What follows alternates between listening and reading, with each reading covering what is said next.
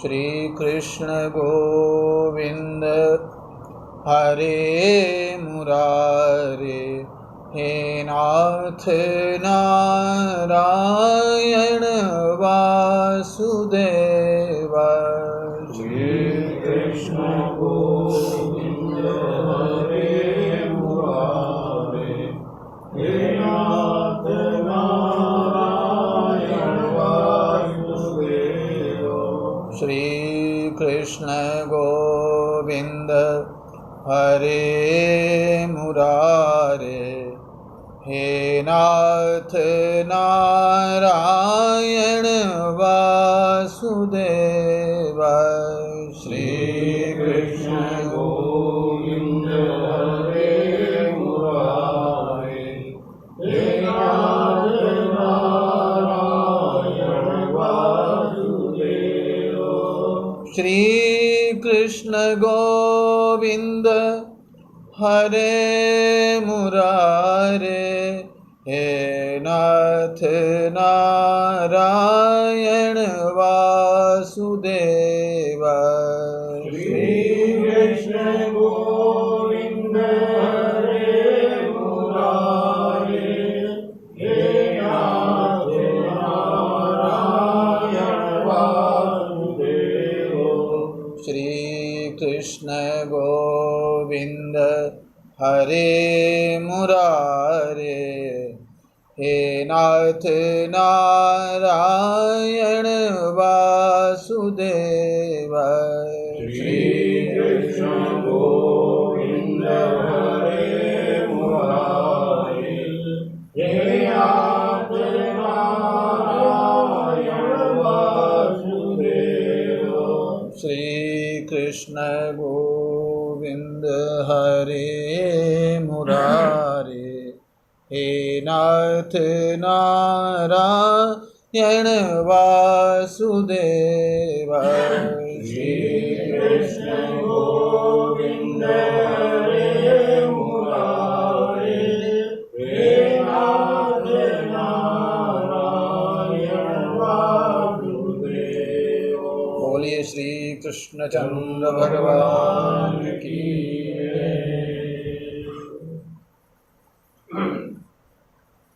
श्रीमद् भगवद गीता के दूसरे अध्याय का 17वां श्लोक। अविनाशी तु तद्विद्धि, अविनाशी तु तद्विद्धि, येन सर्वमिदं ततं, येन सर्वमिदं ततं। विनाशमव्ययस्यास्य, विनाशं न कश्चित् कर्तुमर्हति, न कश्चित् कर्तुमर्हति।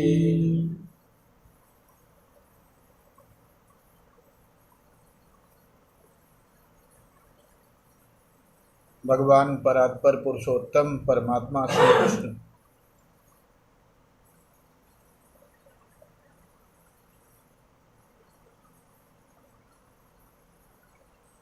श्री अर्जुन से कहते हैं,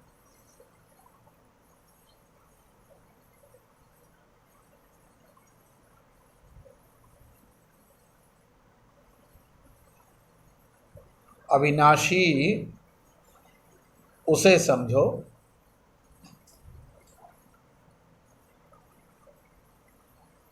जिससे, जिसकी सत्ता से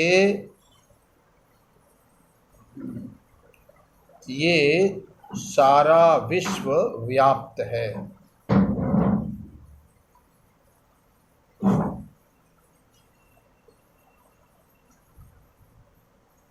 और ऐसा जो व्यापक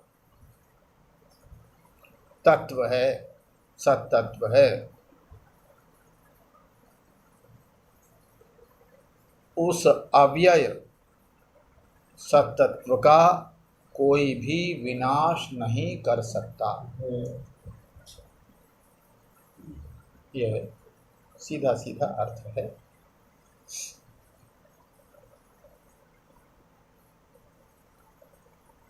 पहले 16वें श्लोक में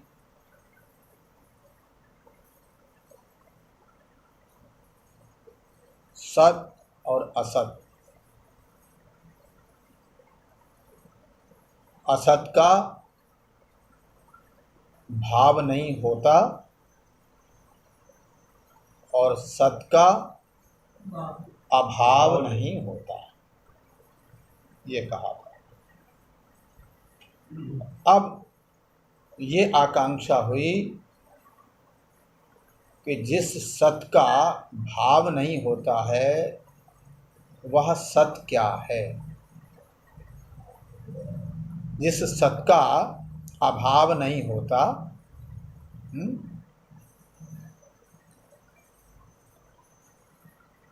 सत का कभी अभाव नहीं होता और असत का भाव नहीं होता, तो वो सत क्या है, सत का स्वरूप क्या है। वो सत का स्वरूप इस श्लोक से बता रहे हैं और 18वें श्लोक से असत का स्वरूप बता रहे हैं। पहले संक्षेप में बताया, अब उसी को विस्तार से बताया। इस श्लोक में सत किसे कहते हैं ये बताया जा रहा है और 18वें श्लोक में असत किसे कहते हैं ये भगवान ने बताया।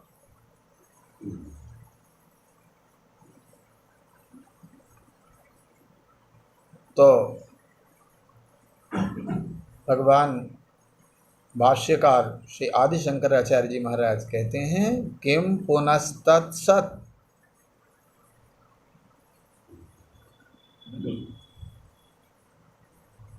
यहीं से प्रारंभ किया, किम पुनस्तत्सत। वह जो सत है वो क्या है, जिसके लिए आप कहते हो कि उसका कभी अभाव नहीं होता, ऐसा सत क्या है। किम पुनस्तत् सत, बोले यत् सदैव सर्वदैवास्ति इति उच्यते। वो सत क्या है, बोले यत् सत सदैव, यत् सदैव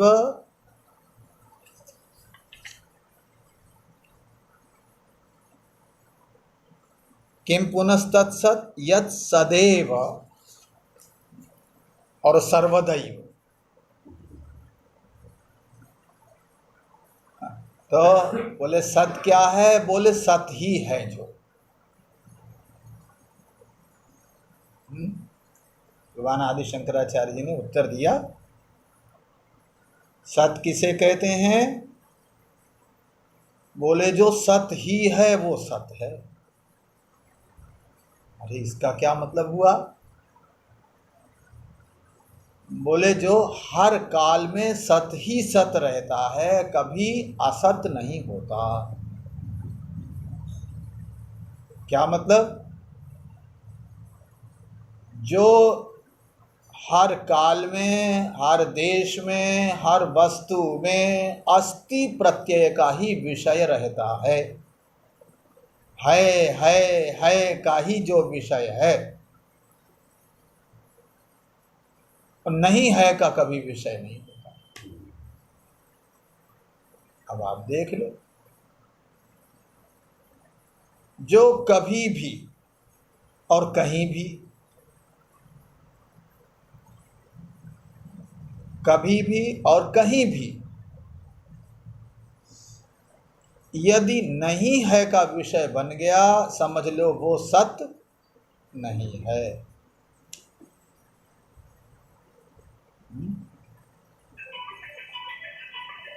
अब संसार के जितने पदार्थ हैं,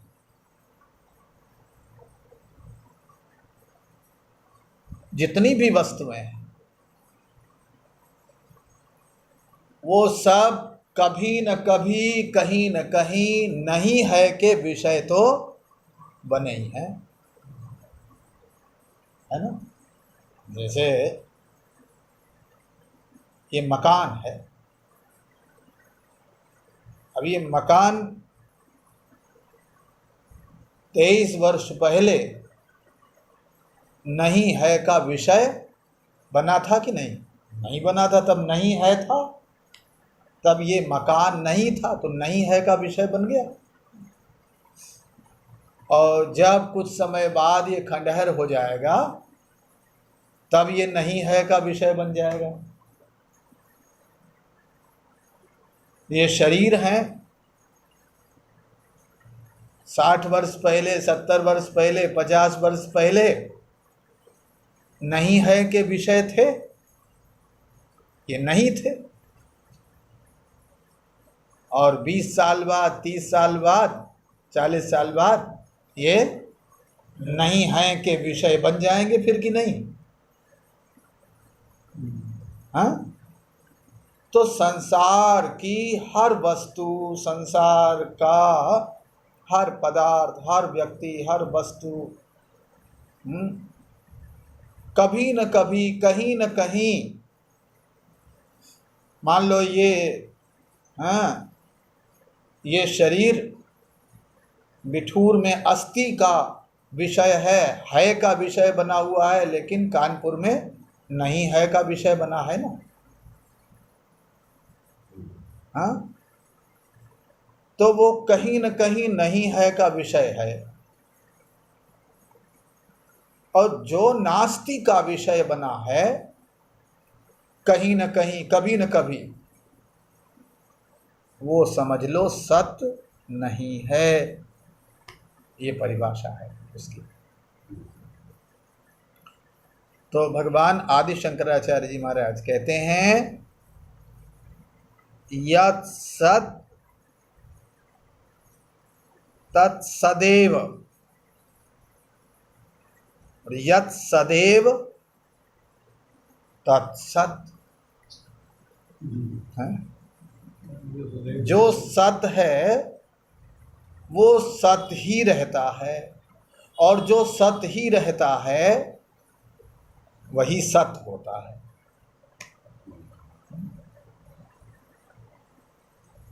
अब उसको और उसका विस्तार से बता रहे हैं।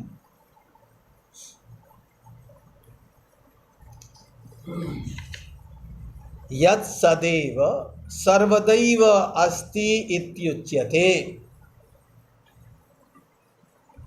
यत् सदैव, जो सत ही है वो कैसा होता है? सर्वदैव अस्ति, वो हर काल में रहता है। सर्वदा का मतलब हर काल में, भूत भविष्य वर्तमान तीनों काल मिलकर उसकी सत्ता को मिटा नहीं सकते। तो तीनों काल मिलकर जिसकी सत्ता को मिटाने में सक्षम ना हो वही सत है। उसी को बोलते हैं अविनाशी।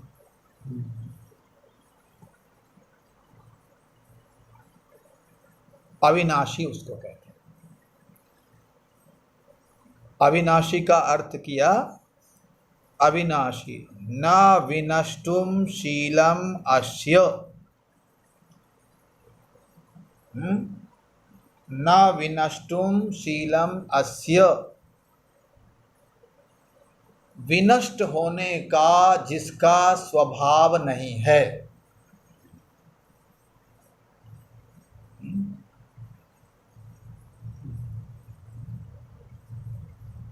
अच्छा, विनाश और अज्ञान दोनों अलग अलग नहीं होते हैं।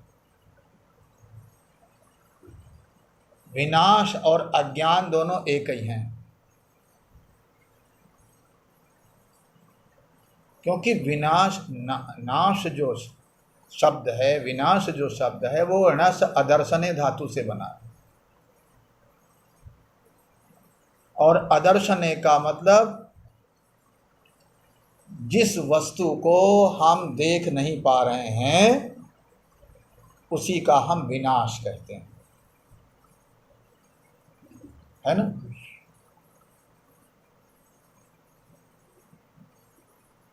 जिस वस्तु को देख नहीं पाते हैं, इसका मतलब देखना क्या है? ज्ञान ही तो है। हाँ, दर्शन क्या है? ज्ञानात्मक ही तो दर्शन होता है। चाक्षुष प्रत्यक्ष को ही तो दर्शन कहते हैं। तो देखना ज्ञान ही तो है, और न देखना अज्ञान है।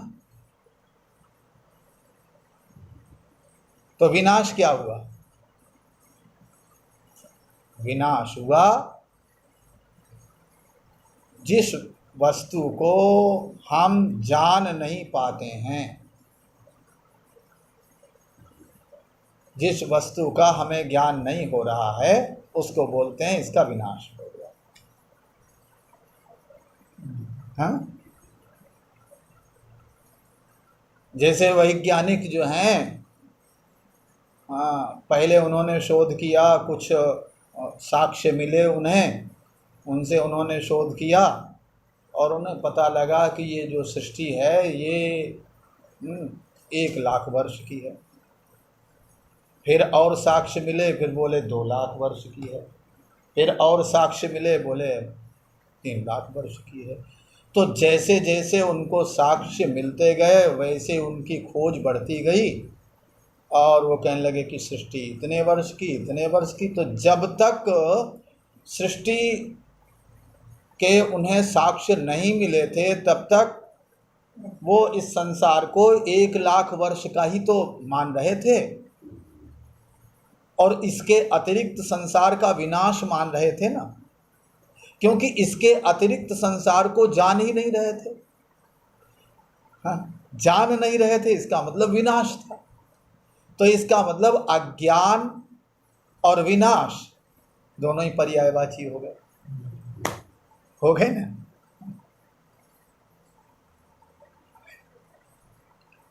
दोनों ही पर्यायवाची हो गए। अज्ञान और विनाश दोनों ही पर्यायवाची। तो जिसे हम सत बोल रहे हैं, अस्ति अस्ति, जो सदा सत ही रहता है, जो हर देश में रहता है, जो हर काल में रहता है, और जो अस्ति प्रत्यय का विषय ही रहता है, नास्ति प्रत्यय का नहीं है का कभी विषय नहीं होता, कहीं विषय नहीं होता, ऐसा जो सत तत्व है, क्या कभी वो अज्ञान का विषय होता है? अब आप इस पर विचार करो।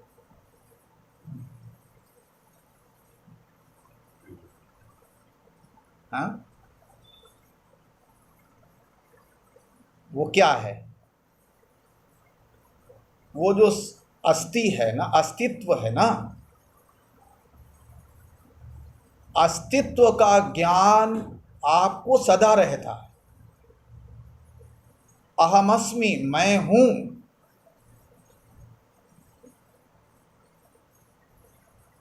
अहमस्मि अपने अस्तित्व का, अब चाहे अपने अस्तित्व का किसी न किसी रूप में अस्तित्व का तो बोध रहा ना।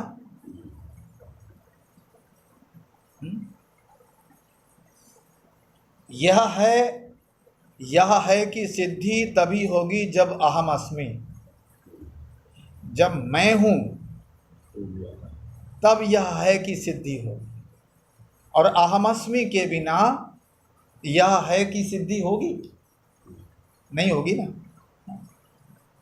थोड़ा सा घुमा फिर आके है ना।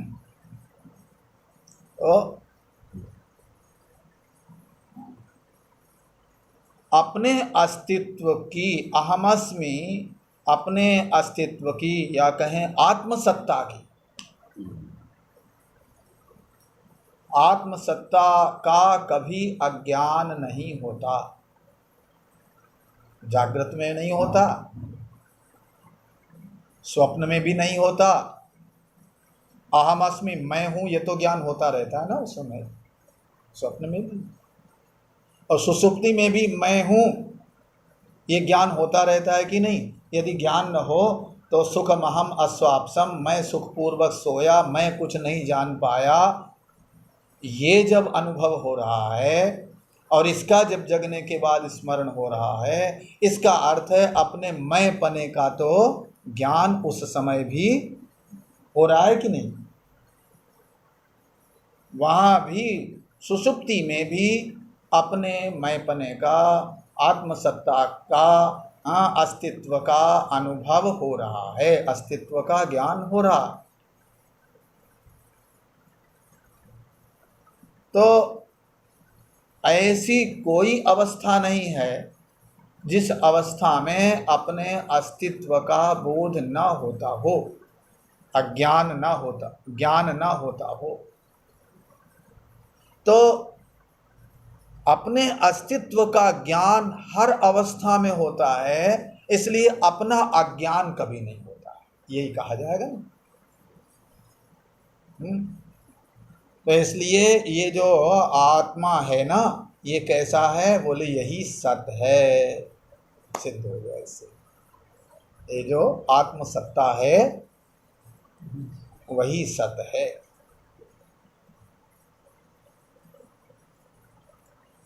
तो अविनाशी न विनष्टुम शीलम अस्य, विनष्ट होने का जिसका स्वभाव नहीं है उसको बोलते हैं अविनाशी।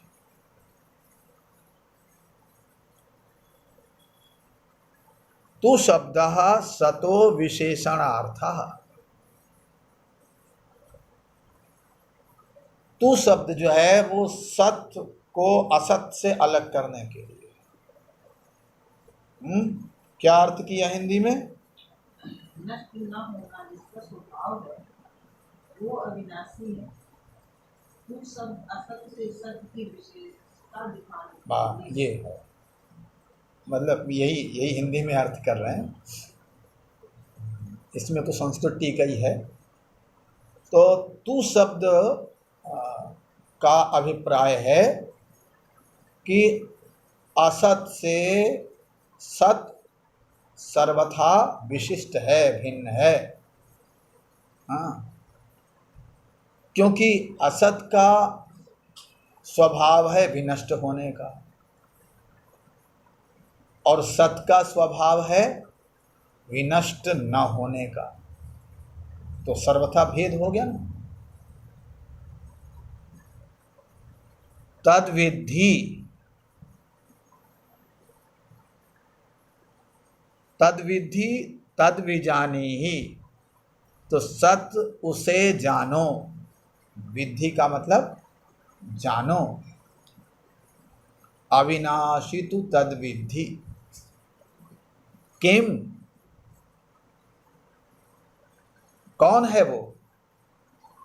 बोले येन सर्वमिदं ततम, येन सर्वम इदं जगत् ततं व्याप्तं सदाख्येन ब्रह्मणा साकाशम आकाशेन इव घटादयः। जिस ब्रह्म से, ब्रह्म का मतलब, ब्रह्म का मतलब है व्यापक सत्ता से, जो सब में व्याप्त है, जो सबसे बड़ा है। कितना बड़ा है? ब्रह्म का मतलब है ब्रह्मी वृद्धौ धातु, जो सबसे बड़ा है। कितना बड़ा है? यहाँ कोई सीमा तो दी नहीं गई, इसलिए सबसे बड़ा है। तो जो सबसे बड़ा होता है, जैसे बर्तन का जो ढक्कन होता है, तो वो ढक्कन बर्तन से बड़ा होता है और वो बड़ा ढक्कन बर्तन को ढक लेता है, क्योंकि बर्तन उससे छोटा होता है और वो जो ढक्कन होता है वो बड़ा होता है। ऐसे ही वो जो ब्रह्म है वो सबसे बड़ा है, जो सब रूपों में हमें दिख रहा है, जो सब नामों में हमें प्रतीत हो रहा है, हाँ, अब उस सब में सब आ गया जो कुछ है। हाँ, जितनी हम कल्पना कर सकते हैं, स्वर्ग नरक आदि जो कुछ हम जहाँ तक जा सकते हैं, हाँ, वो सब हो गया उसी। और वो जो सब है, उस सब से जो बड़ा है, तो सबसे बड़ा होगा तो क्या करेगा वो? अपनी स्वरूप भूता सत्ता से, अपनी स्वरूप भूता चित्ता से और अपनी स्वरूप भूता प्रियता से वो सबको ढक लेगा।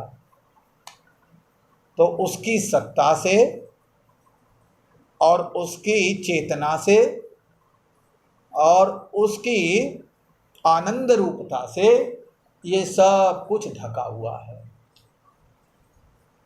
ढका हुआ है का मतलब, इसमें जो सत्ता दिख रही है ये इसकी सत्ता नहीं है, ये उसकी सत्ता है। इसमें जो चेतना दिख रही है, इसमें जो ज्ञानात्मकता दिख रही है, चेतना दिख रही है, वो चेतना इसकी नहीं है, उसकी है। इसमें जो आनंद की प्रतीति हो रही है, वो आनंद इसका नहीं है, उसका है। ये ढकने का अभिप्राय है ना। ये उसने अपनी सत्ता से, अपनी चेतना से, अपनी आनंद रूपता से सबको ढक लिया। तो ये कहते हैं ये न सर्वमिदं जगत् ततं व्याप्तं सदाख्येन ब्रह्मणा साकाशम आकाशेन इव घटादयः। जिसने सर्वम इदम, ये सब, इदम का मतलब जिसको हम इदम इदम बोल सकते हैं, यह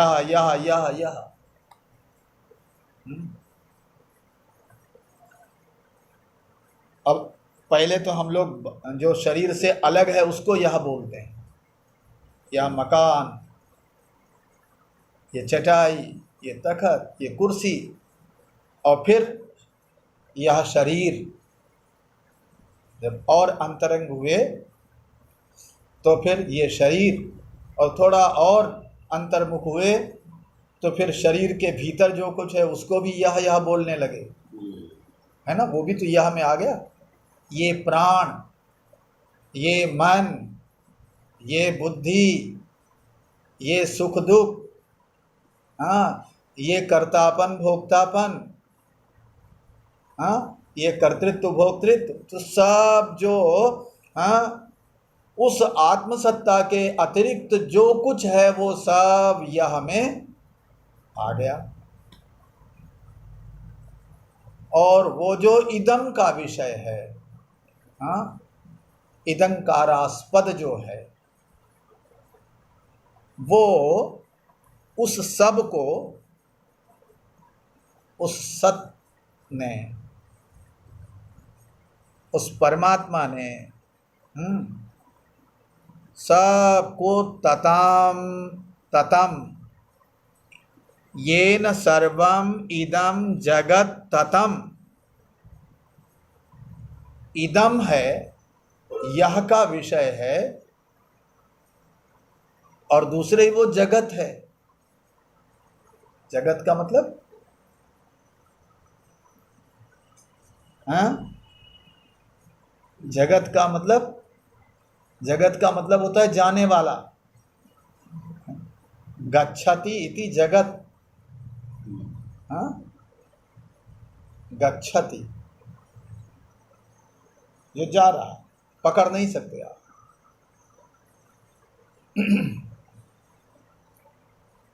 परमात्मा किसे कहते हैं? परमात्मा उसे कहते हैं जिसे चाह के भी आप छोड़ नहीं सकते। और जगत किसे कहते हैं? जिसे चाह के भी आप पकड़ नहीं सकते, और कितना भी पकड़ना चाहो नहीं पकड़ सकते। आप चाहो कि शरीर वैसा का वैसे ही बना रहे, कितना भी च्यवनप्राश खा लो, कितना भी पौष्टिक पदार्थ खाओ, कुछ भी कर लो, हाँ स्वर्ण भस्म खूब प्रेम से पाओ, लेकिन वो जो शरीर है ना, वो का वो नहीं रहेगा। जो 5 बजे था वो अब नहीं रहा, बदल गया, क्योंकि हम पकड़ ही नहीं सकते। चाह के भी जिसे पकड़ा न जा सके वो जगत जो चलता रहता है, जो हमारी पकड़ में आने वाला है ही नहीं, खिसक जाए, वो जगत। और परमात्मा वो है जिसे चाह के भी छोड़ा न जा सके। हाँ, आप उसे छोड़ नहीं सकते, आप चाहो तो भी नहीं छोड़ सकते। नरक में जाओ तो भी छोड़ नहीं सकते, स्वर्ग में जाओ तो भी छोड़ नहीं सकते, सुख में हो तो भी छोड़ नहीं सकते, दुख में हो तो भी नहीं छोड़ सकते। वो तो हर परिस्थिति में, हर देश में, हर काल में, हाँ, आपके साथ है।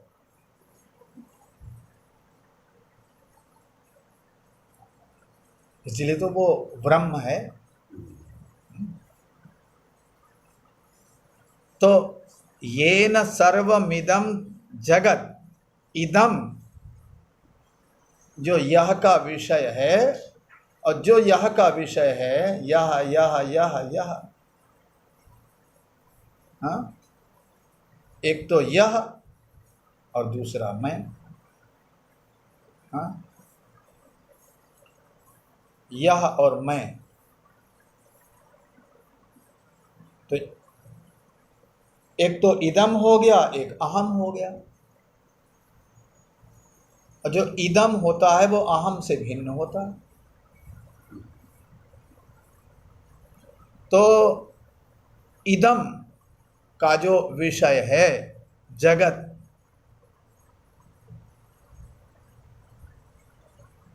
उस जगत को अपनी सत्ता से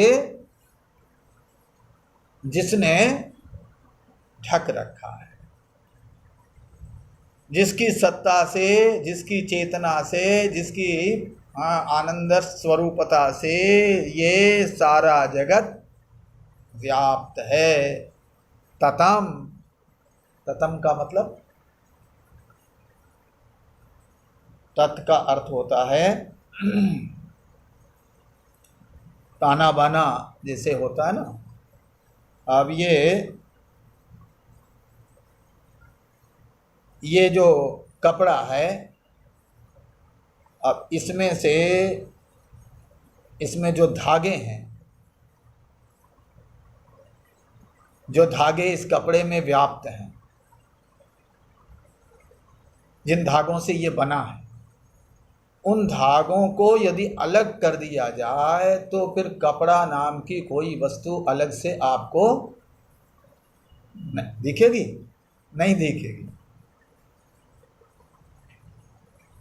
तो धागे से ये कपड़ा व्याप्त है, आप जहां हाथ लगाओगे वहां धागा ही आएगा हाथ, है ना। तो ये तत् है।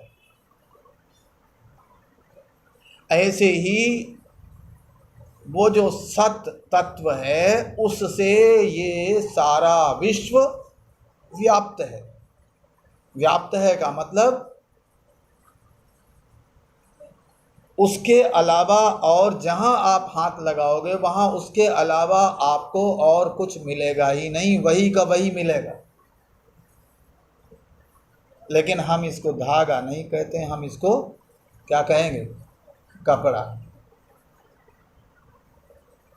ऐसे ही है तो वही, लेकिन हम उसी को, उसी में एक नाम की कल्पना करके, उसी में एक आकार की कल्पना करके, उसको न जानने के कारण उसने एक नाम की और रूप की कल्पना करके ये अमुक है, ये अमुक है, ये अमुक है, ये अमुक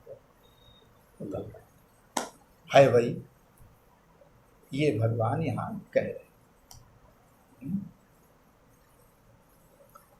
तो अविनाशी तु तद्विद्धि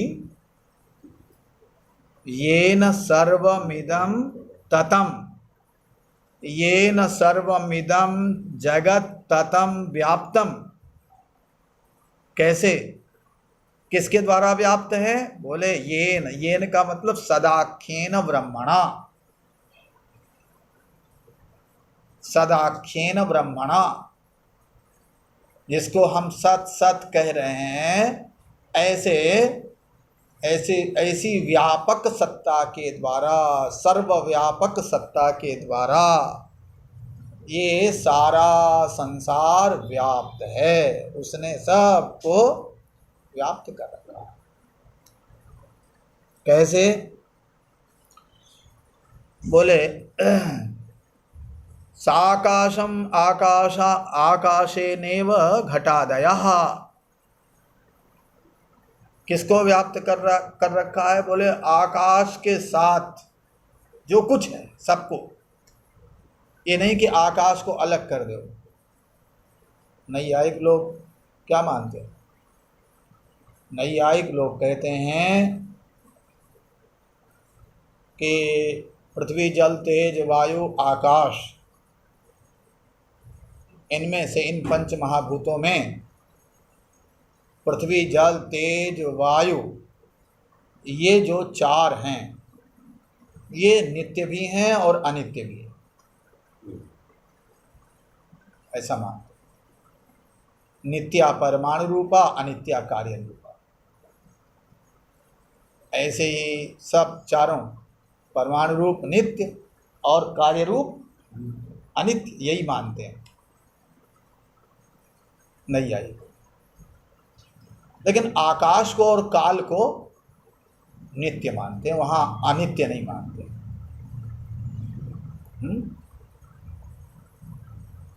आकाश को नित्य मानते नैयायिक।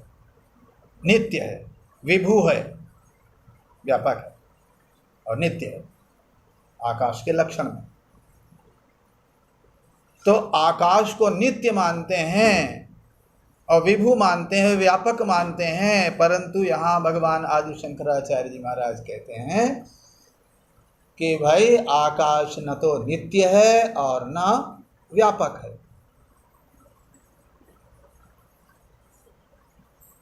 आकाश को